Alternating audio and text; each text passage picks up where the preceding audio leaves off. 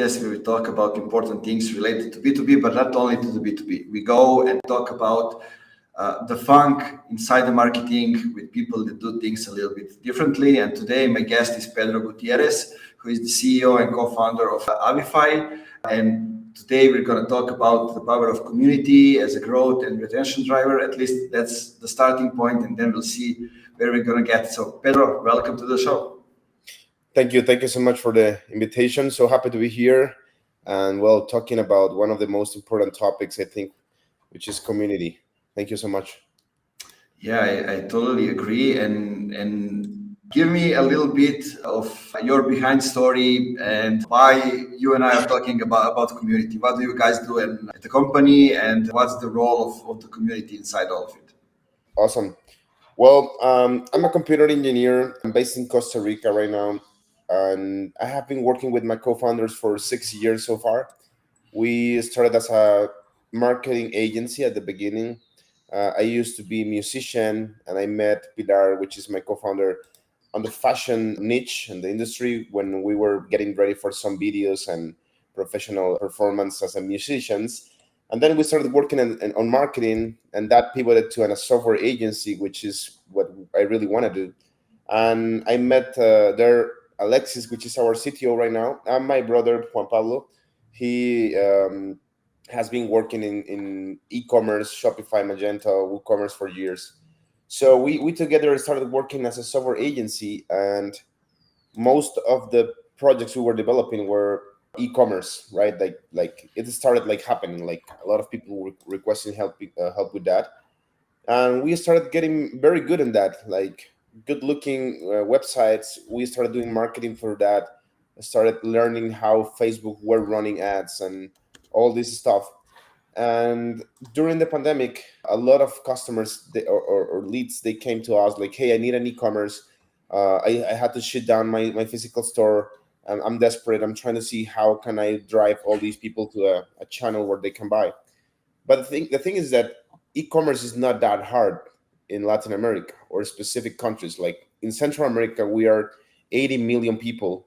And most of the times, what people do is commerce through conversations. Why? Because WhatsApp is free when you buy a prepaid line of your cell phone, or it doesn't matter what kind of plan you buy. WhatsApp is free. So it has been easier for Meta to expand through Latin America, Africa, Europe, India, where they have a lot of people using WhatsApp. And we started noticing that people, they were not using the e-commerce we were building. They were telling us like, well, people, they prefer to buy through the conversation and send me a screenshot of the payment. So, and why this happened? Well, because we live in a continent, and I think in other parts of the world is the same, where you need to trust the other person. So you need to be sure that the other person is legit. They have been selling, it's not a scam, right? So, and that, which is very different in North America, where everyone is like, yeah, I'm gonna buy through e-commerce, and that's easy. Like we have customers that they have talked with customers from North America, and it's like, why am I talking with you? Why should we talk, right? Like I bought it in the e-commerce you have. So we started noticing that the conversational commerce was a thing. In that moment, there was the first players of CRMs for conversations, and we started noticing that was growing. And in the middle of that process, we started interviewing people that they already sell a lot through e-commerce. Like, hey, what do you do? Do you have the same problem of these people that they are selling through conversations? And we noticed that there was a mix. Like, yeah, sure, 60% of my sales are coming from conversations, and the rest are coming from e-commerce. Okay, and what do you hate of that? Well, in first place, people buying through conversations, which is probably something that our merchants they hate, but people like to do. But the big problem is the inventory. What happens behind the orders coming from conversations is that merchant needs to move that information to the shipping label service, to the invoicing system, check if the payment is done, because sometimes it's a wire transfer, and then go to the Shopify or WooCommerce, whatever they're using, and update the inventory. And most of the times at the end of the month or the quarter or the year, they don't know how many orders come from WhatsApp, because what they do is create another order in the e-commerce. So they don't know what's happening behind the channel. They only need to see if the inventory is in real time updated. And most of the times it doesn't happen. Like, no, I use an Excel spreadsheet at the end of the month to be sure that what I'm checking in the e-commerce is exactly what is happening in my warehouse. And so we started noticing that a lot of process is manual behind the scenes, a lot of problems with the inventory, and that merchants are losing money because they don't have proactive actions. They have reactive actions. So it's like, oh, I'm out of this product. Okay, I'm gonna make a request, a purchase order. So they don't know they are losing money every day. And the other thing that exploded is something called ad to chat, which is how you make message ads through Meta, that the click ends up in a conversation, right? When Meta launched that, it exploded because it brought a lot of people to the network of the paid media from Meta. And we started teaching people how to run ads, and it exploded. Like, guys, I'm getting 300 conversations a day. I have two people here answering. I cannot waste my time moving all this information to my ERP. How can you help me with that, right? So basically, Abify is an omni-channel inventory manager that it's right now shaping the future of commerce for people who is using a lot of different channels, because it's not only WhatsApp and the e-commerce, it's brick and mortar, is consignation, is distributors, is wholesale, right? So all these different methods to start selling and add to that marketplaces like Amazon, Mercado Libre, and others. It's crazy. It ends up in an Excel spreadsheet. So Abify, it's solving inventory distortion worldwide. So we are starting in Latin America, focusing in Central America. Then we're going to start to expand to the rest of the continent, and then see if we can get some pilots in Africa, Europe, and India as well. So that's basically what we are doing. And the community, it's very important behind this, because everything we have built so far is based on how the community want to work every day, right? Yeah, I love that. And I'm actually preparing the roundtable here in Novi Sad with a couple of people who are great in that, coming from Slovenia, from Russia, those kind of things. And one of the main topics that we set up as a roundtable talking about go-to-market strategies Yeah. is how big of a lie is that companies are data-driven. Yeah. Right, most of the cases. And what you are telling me now, basically you're coming up with a solution for those kind of things, actually revealing the way customers actually buy, right? Yeah, for sure. Yes, yes. If merchants can know exactly what is happening, they can make decisions faster and with a better approach. And definitely, if you go to any merchant, even if they have 10 years working on their businesses, like, well, yeah, I don't know that. Like, I'm just selling. I have cash flow, and I'm selling. So most of them, they don't have that education to be data driven. So if we can bring them information in real time of what is happening, it's something that it will be definitely a game changer for them. Yeah, because like most of the times, what I see is that companies still look at the sales as transactional, Yep. right? We just want to get something out of the customers. We don't want to meet them halfway, get into the conversations, let them get to know us, those kind of things. But the way we actually consume content, the way we buy, it actually changed in the last couple of years, especially since COVID. Because we have, the way I see it, we have like internet which matured, and then we have a lot more communication channels. We Yes. have small communities on WhatsApp, on Slack, on different channels. Like I have a community, that consists of business people on WhatsApp with like 600 people. Other people have it as well. Then we have social. Then we have a few people that we can reach out anytime and ask them. Yeah. Right? Yeah. We couldn't do that before. Like basically, you can ask anybody in 3 clicks. If they will respond, that's another thing. But Yes. you can actually do it, and that changed the way we buy. But Yeah. the thing is that companies don't want to accept data from somebody else. right? This is the way I see it. So they kind of go and look, this company is that, but that's not us. Or like Yeah, they are doing it in this in South America. We are in Europe. That's different.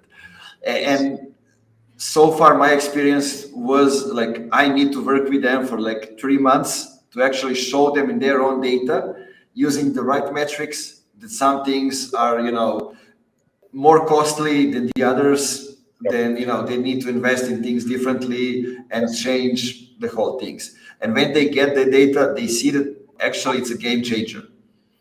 absolutely, absolutely. Yeah, I agree with you. One thing that stood out for me is that you basically receive the feedback and you talk to the people you're working with in each segment of how you develop actually the company and how you got there, right? And I think that's extremely important if you because that's the way you build Yep, relationship with your potential customers, right? correct.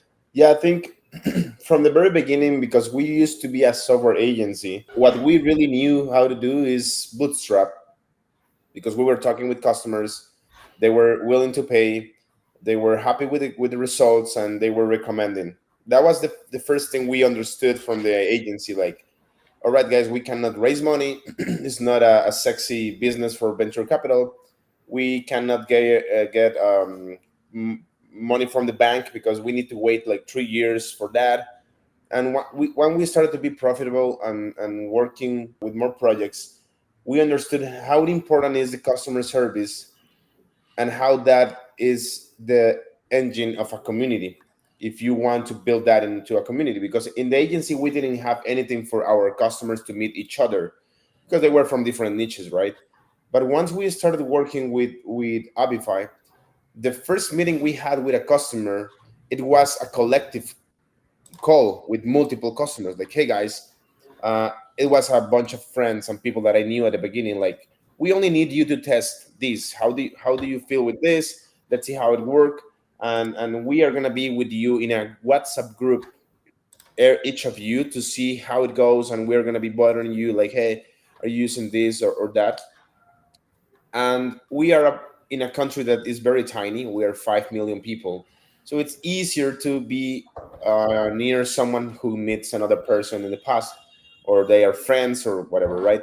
So we started building this group in WhatsApp with all the customers, so they can tell us like what is happening, and we can send some polls and questions, and hey guys, what do you like from this? What do you do with WhatsApp in these occasions and things like that? So people started like sharing opinions in a kind of forum there.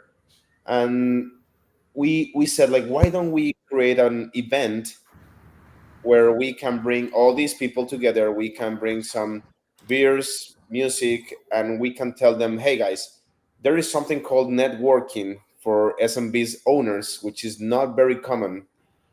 Would you be interested in coming to this party where we are going to have like some information about the future of commerce with our tool? And then you can just share more conversations with other entrepreneurs. And the first time we did that, we have a lot of customers that they were telling us like, this is amazing. I didn't know there's a lot of people struggling the same as me. I thought it was like only me because I don't know, or I have a lack of education in this topic. Like, but I now understand that there's a lot of people with the same problem. And this is something that we love about, for example, a Stripe, which they create a community around payments, digital payments, and they had a lot of developers helping them to build all these infrastructure. So it's exactly the same. And once you start getting all these people together, there is an imminent community behind that. So we started getting more closer to these customers. We are more friends now. Our first 100 customers are very good friends, and all of they participate in these spaces. And we started launching workshops for more education, because what we tell them is like, you need to be ready for the digital transformation of your commerce to win in the future of commerce. So you don't need to delegate a lot of things to very expensive agencies. You need to learn from yourself how to run ads, how to understand the metrics of your e-commerce and your conversations, and win. Then you can escalate that, and then you can hire people. So people is like, okay, yeah, that makes sense, because at the beginning we were working with micro entrepreneurs or small and medium businesses. Is part of the phase we are facing right now, but at the beginning it was like very, very small people, right? So we started making some experiments, and it ended up in this amazing community that right now is bringing us 50% of our customers are coming word of mouth, which is something I would like to mention in the next minutes for sure. Love that. Love that. So basically, let me emphasize one thing because it's extremely important. We are doing the same. It is you get around people on WhatsApp, but then Yep. you got them together offline as well, right? Did I understand that well? Yes, yes. Yeah, correct. Like there is a principle behind community building, which is let's make something together. That's probably the name of the first chapter or something like that in the book that is from Stripe Press. And it's like, let's make something together. Like people who is interested, they will go. They will go, and like there's a lot of early adopters in anything, like curious people and people they want to see. And there are several stories about people that they there's a guy that he was trying to lose weight, and it's like, hey guys, I'm gonna be running from this park every day at 7 p.m. if someone wants to join me, because I'm bored. I don't want to run alone.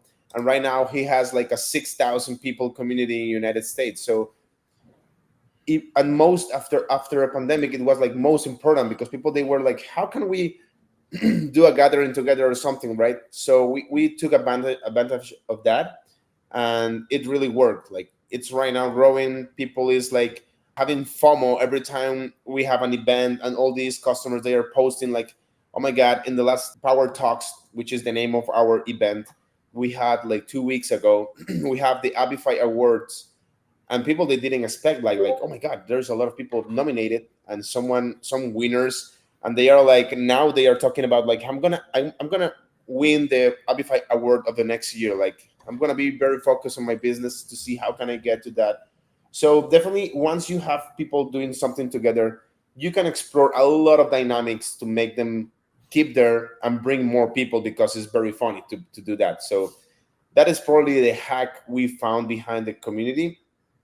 And right now it's growing. We are busy backed by Ganas Ventures, which is a community driven investor, and we are very, very happy, because it's lowering our cost of acquisition, right? Because it's like word of mouth. So it's probably the most powerful thing we have done in the last 2 3 years.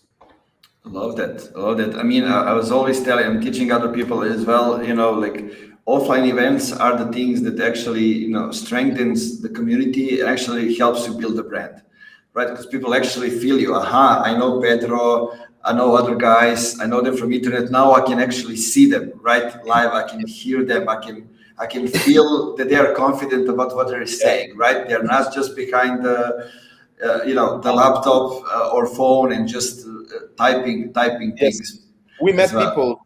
We met people last week or 2 weeks ago in the event, that we have been talking with them only through WhatsApp since 2020. Like we met this year. Like, oh my God, you're real. So it's very cool, because it definitely it's something that the competitors are not doing. Like it's not easy to congregate people, be enough. The message needs to be enough powerful to bring them, and to have them take time from their schedule and go for 3 4 hours to an event. So it is very cool, because once that happens and you meet the other person, you start noticing who are the champions, who are the ambassadors, and how can you push them to bring more people to the table. It's how you make them feel special, how you provide them some budget to do private events in their neighborhoods or something like that. So that's what we're building right now. We need to go to every corner in every city to let them know that Abify is making a revolution for the future of commerce. And once we detected these champions, we started telling them like, hey, you're a super user, you are evangelist, you understand how our tool is solving a lot of problems. Let's do something in 2024 together. Like how can we make you ambassador, give you a badge, or put you in a spotlight where people can go and see, okay, this is an Avify specialist, they can help me to go to the next reunion of people from amplifiers, that as we call it.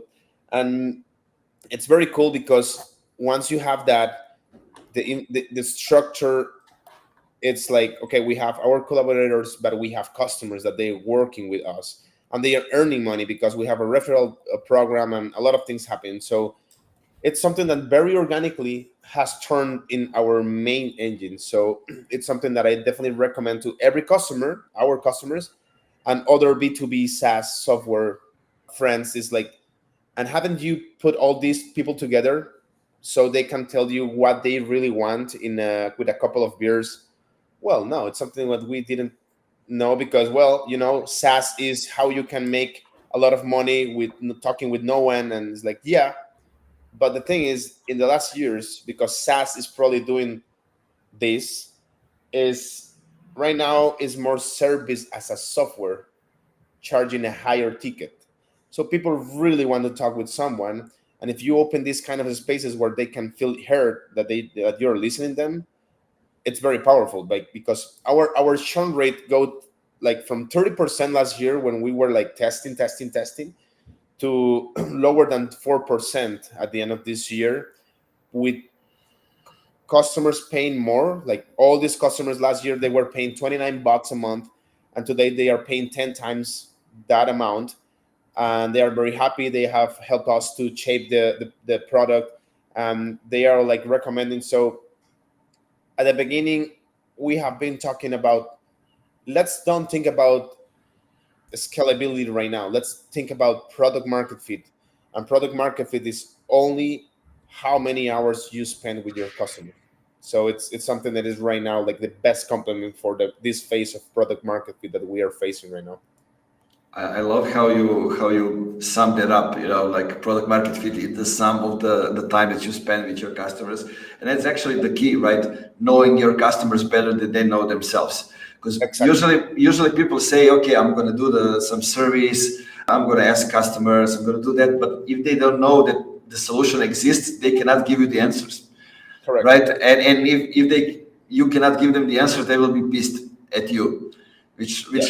happens a lot. And a lot more companies actually skip that part of talking with the customers, because Well, and actually that the solution to the more complex problems that you end up solving later is in solving the foundation again. So like going back to talking to the customers. yes, I think it helped us to understand what were the specific problem that a churn customer found. Like, hey, let's have a call. I need you to tell me, why are you leaving? If it's because my product is not working, is that your business is not the size we are serving? And the last churn, the last customer that churned in the last probably quarter, it's because we are missing some specific features. At the beginning of this history was like, you are missing everything. Your product doesn't work, right? At the beginning, it's like how you can bring more early adopters that they can be with you using a shitty product, and then the product became a new tool for them every day. So it's a very, very fun process. But now what is happening is we are finding early adopters with a next level of size, right? Like, we have been serving small customers, and now we are approaching medium businesses. That is like, well, we can definitely pay you like $2,000, $3,000 a month if you help us to solve this. But we have all these requirements, so not all of them, probably 1% of them, they accept to be part of a pilot and early adoption. And yeah, it doesn't matter if it's not working, we can definitely use it. It's something that restarts all the process.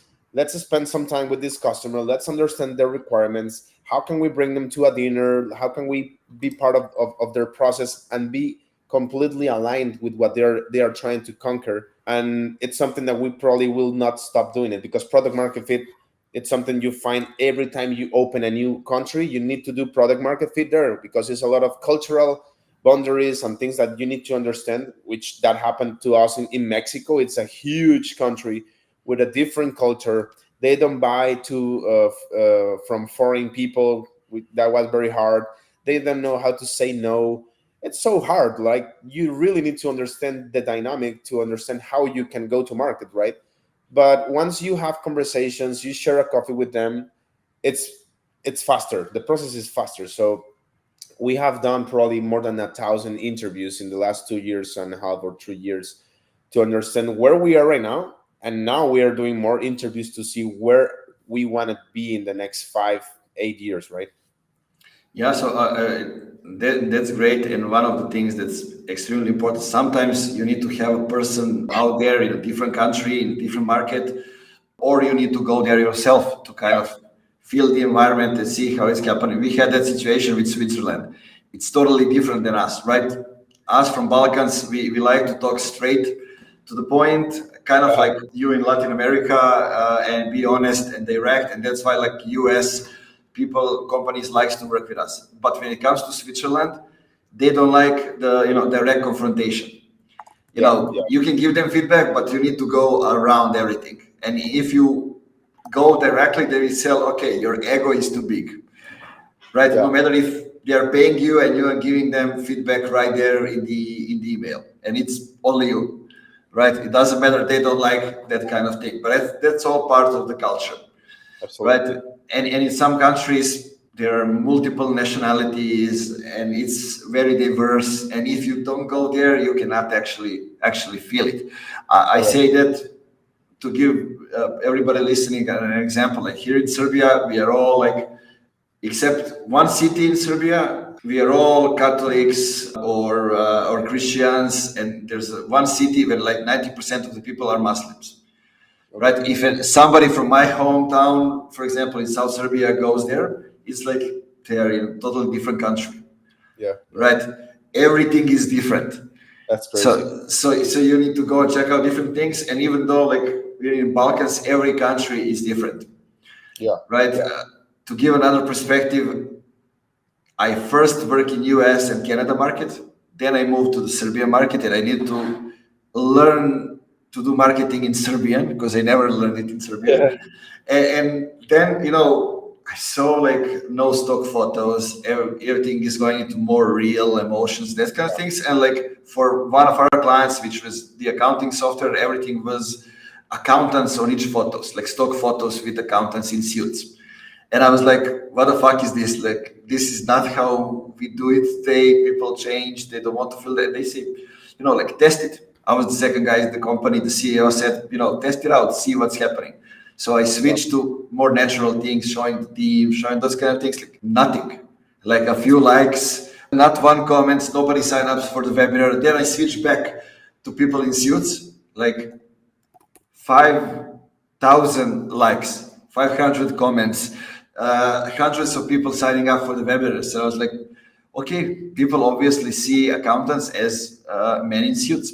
So I think we use 90% of the stock photos of the internet for the social and for everything to show up people in suits in a different poses, like in a boat, on a moon, on the ladders, whatever it Yeah. is, just that is like men in the suits. And Yes. those are like small nuances that that differs from one market to the other.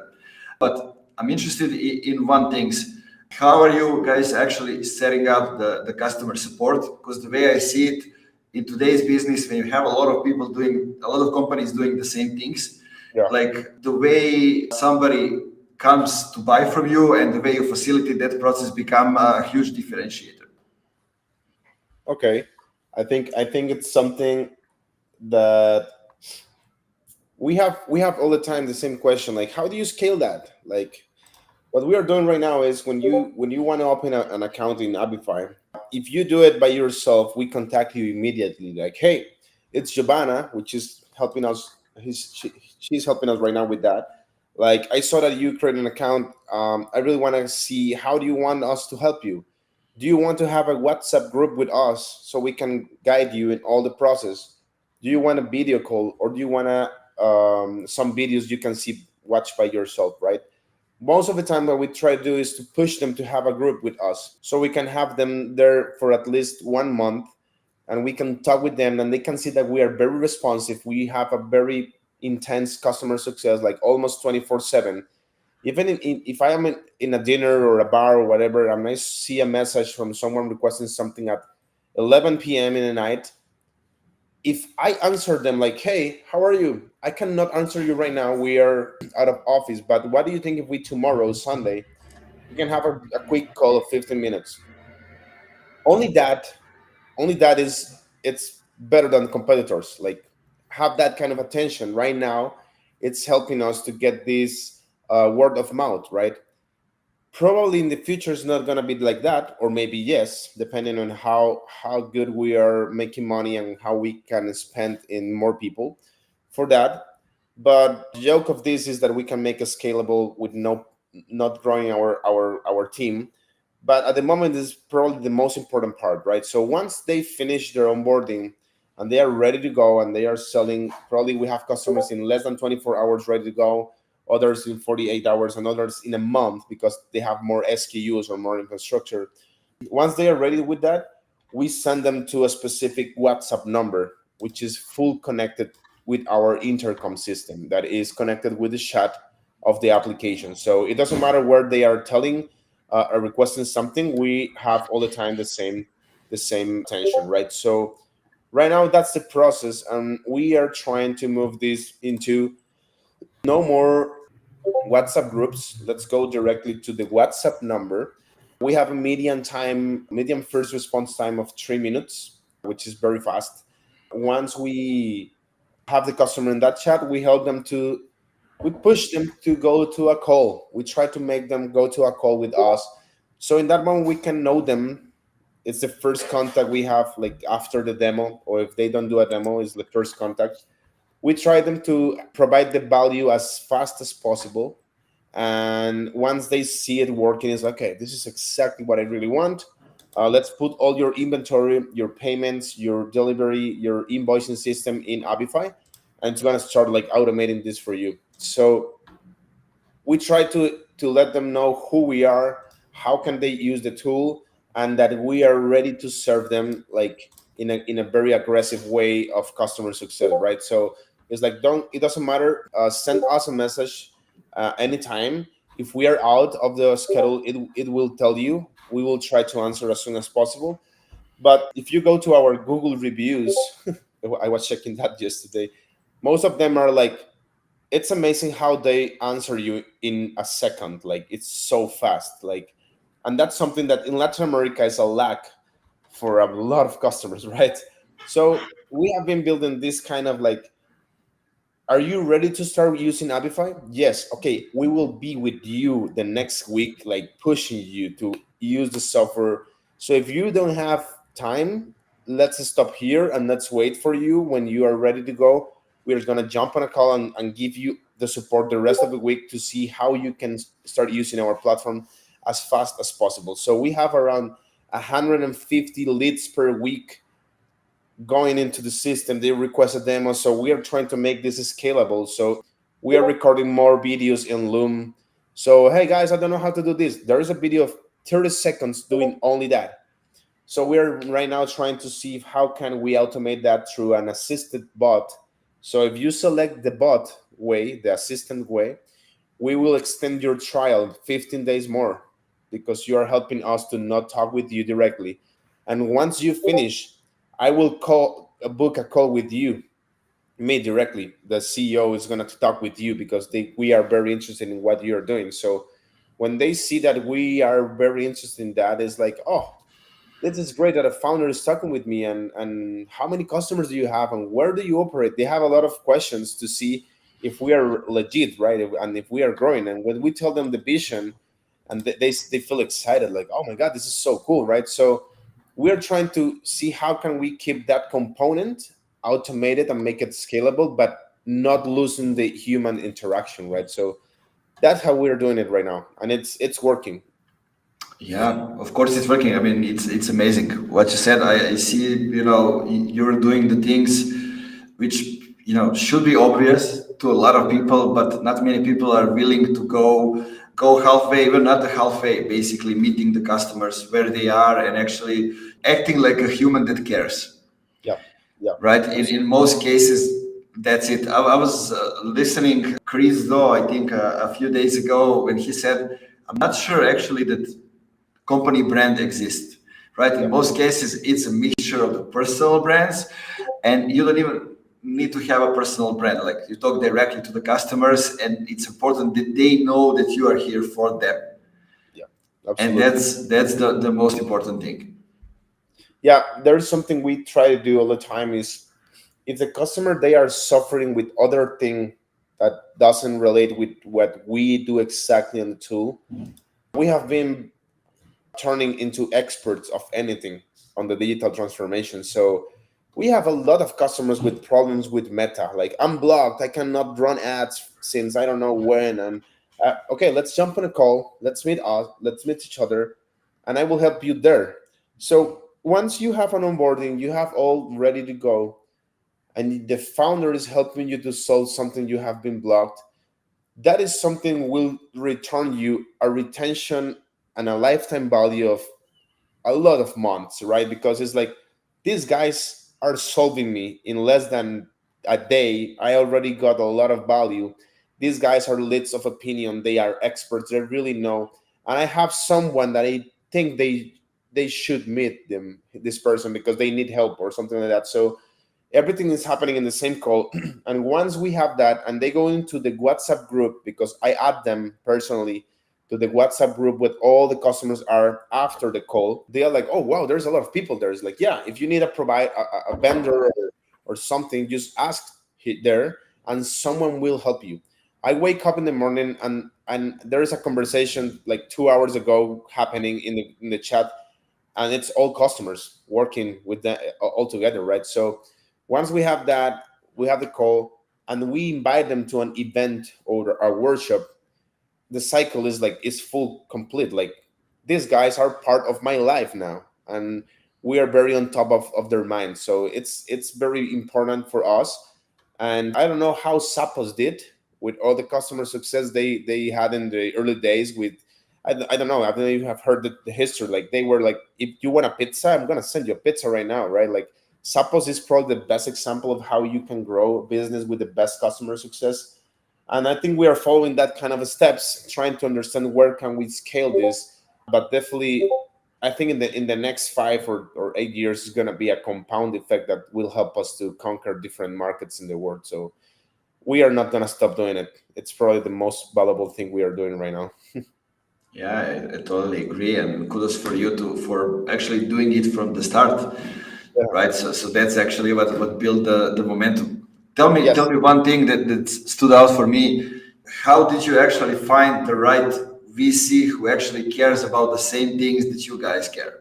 That's something that's I find it's really hard and rare. Well, I think at the beginning, if I would have the opportunity to talk to myself 1 year ago in front of the BCs we were trying to raise money, I probably would say, hey, stop right there. All these people, they don't know anything about how you want to run your company.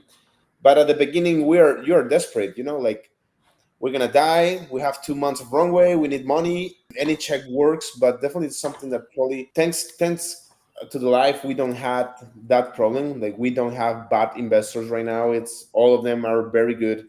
We have good communication with most of them. But I think all this is about networking, relationships, events, be part of where the spotlight is. So in the last 2 years, I have been visiting a lot of events. I have been participating in different activities of 500 startups community, which is very important, and it has a game changer for us. And we met our new investors right there. Like I think this round that we just closed, it's probably 80% part of the network of 500 startups, and we had the opportunity to meet them personally and understand the motivations, the vision, who we are, and if you really trust what we are doing, and if you are really interested in what we're doing, and if you respect what we're doing, right? So we have had a lot of different processes. in the last 8 to 10 months raising this round. But definitely it started happening organically. $1,000 a month. We started. It was the other way. Like investors coming to us, like, "Hey, what are you doing?" And I have seen in LinkedIn that you are growing and you have this very clear and you're solving this specific pain. So I think two factors is make a lot of noise on LinkedIn. Probably it's the best channel. Then try to have as many conversations as possible with all these people and don't raise money. Just tell them all the motivations, tell them the goals. And once they ask, are you racing? I was like, yeah, we are right now in a round, or we are not racing, but we are planning to race in a couple of months. And some of the relationships we end up finishing on a check, they have been, let's have a call every quarter and let's see how it goes. Tell me, because we need to do the diligence, we need to understand if the risk is very high or is not that high. And yeah, I think right now the main VCs that invested in us in this round, I met them in an event, in a networking event, all of them. And then we had running session or a breakfast or something like that, and it was very organic. And they were like, okay, tell me more about that pain. It's something that I have heard. Oh yeah, I'm from República Dominicana, I'm from Mexico, from Colombia, and that's happening all the time here, right? So we have new investors from Peru, from California, from Mexico, from República Dominicana, and all of them, they understood in a good conversation how we finished solving this after being an agency. So it's more about that, like how, because one of the VCs told me, like, well, I'm so happy that we closed this deal, because investing in humans is how we can meet you and how can understand your motivations. And if you have the grit to go for the next 10 years to become $1 billion company, so it's something that we really enjoy this year. Last year was very hard, like trying to raise money from the first check we see, and now we took the time to decide who is the best investor. And we found people, like very bad investors, like they were doing the wrong questions, like trying to take us down, like, so you tell me that if I raise this amount of money and I put it in a team, we will beat you in the next 6 months. Like, wrong question. That's not probably the approach I really want for my next partner. So definitely it's something about networking, about noise, and about storytelling all the time. Yeah, I love that, especially the part with the storytelling. I mean, basically, you found the founder the same way as you build the community, right? Through the networking, through talking with people and building meaningful connections with them. Absolutely. And one of the things for them to the due diligence is, oh yes, we have a lot of customers that they are part of our community. And if you want to make some diligence with them, I can send you 5 6 contacts and you can call them directly and they will tell you the best of how are they using Abify. So it was very cool, because I don't know, probably a lot of startups, they have a lot of good relationships with customers. But once we go to the customer and tell them, hey, we have an investor that's going to call you, so don't be surprised, they're going to probably send you an email or just call you on cold. It's part of the process we're doing for this. So the customer have spent a lot of time with us, so that they say, it doesn't matter, let's do it. Like, let's send me to that person, right? So it's very cool how the process was in the last months. And I can say that we are very, very happy with the VCs we have right now helping us with this mission. Yeah, I love this. Tell me, what's the future for you and for the team? What's happening in the next year? Well, next year is going to be very interesting, because in the last 2 years we have been building the inventory infrastructure, and in the last 6 months we have been working on the social commerce engine. So we are about to finish that. We're about to launch a new social commerce engine that is going to disrupt a lot of things. So we are very excited about this launch and about launching the model for physical stores.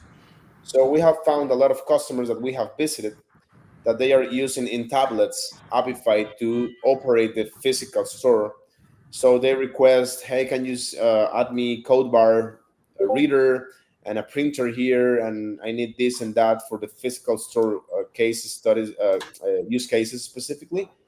So I'm very excited about how we are conquering every channel. How can we polish in every port of this of the model that is helping them with that channel?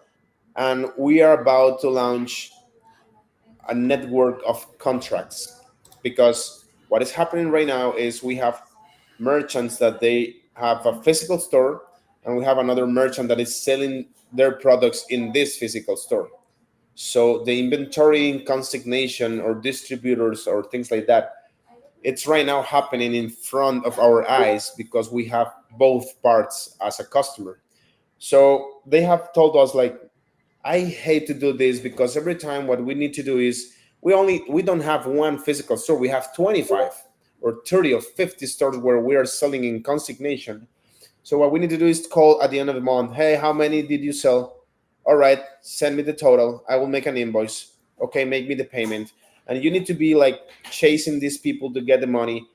Some of our merchants, they don't trust the other part, so they go physically to the store and they count every item and see if the Excel spreadsheets works.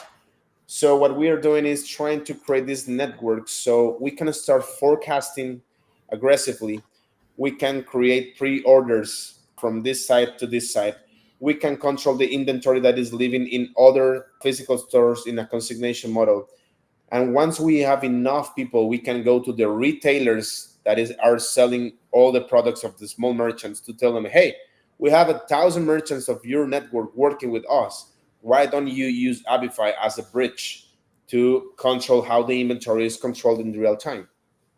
So that's probably the next year effort. We are going to be working on those three fronts and trying to conquer and concrete our presence in Central America and the Caribbean, which is probably the best market we should be right now because e-commerce is not that penetrated. Amazon, Mercado Libre, that doesn't work here. Most of the people they are selling through WhatsApp, Instagram, Messenger. The delivery systems in these countries are not connected to anything. We are connecting the first things to how I can connect Shopify to Cargo Expresso, which is a delivery system in El Salvador or Guatemala or Nicaragua. It's like, well, they don't have a plugin. Okay, we are gonna build it. So you connect your Shopify to us, the WhatsApp and everything is connected to the different services in your local landscape, right? So we have been very interested in how we can serve all the customers in Central America and then expand to Colombia, Peru, Mexico as well. We stopped that operation at the moment to focus on Central America. So 2024 and 2025 is going to be very interesting for Central America and the Caribbean and the first pilots of other countries.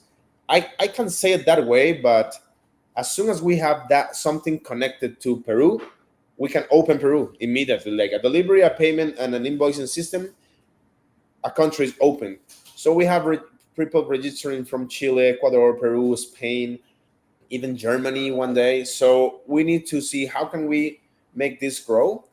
How can we find the best acquisition channels that can help us to lower the CAC? But yeah, definitely those three fronts and the efforts of continue growing the acquisition channels is the main focus for the next 24 months for sure. Love that, man. Love that, and love how you think. And kudos for everything that you guys have done. I don't remember the last time I was talking with somebody and they gave away a lot of things like you did, and actually, showed exactly the steps that you guys did. So tell me, where can people find more information about you, about the company, and maybe reach out to you to ask you some questions? For sure. Well, we are most of the time in LinkedIn very active. So you can go to LinkedIn and trying to find us in Apify.com as well. Most of that is going to be part of our funnel. So if you're going to go there, you will be triggered with a lot of information about us and we will call you or everything. So, but if you want to talk with me or Pilar, LinkedIn is probably the best way. So I think it's very short. It's Peter. I don't know, dash GG. That's my user if you want to find it in LinkedIn.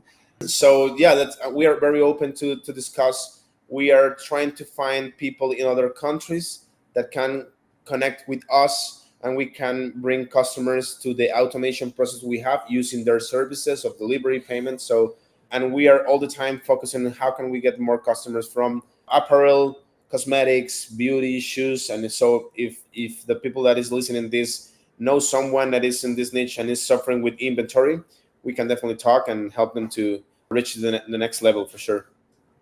Sounds good, man. Guys, if you, this is the time in the episode when I tell you to go back to the beginning of the episode, listen to everything again, and, press pause whenever you hear that something that's interesting, something new, something that you can maybe try to implement. If you have questions, reach out to Pedro, ask him some questions. And as I always say, you can try to sell that you heard about him and what they do, on the Funky Marketing podcast. It didn't happen yet. Maybe it's now the first time for that to happen. And as I always say at the end, Pedro, thank you again for spending like 50 minutes here with me talking about all the stuff that you guys do. Guys listening, thank you once again for being here with me on the Funky Marketing podcast, and see you in the next episode. Keep it funky.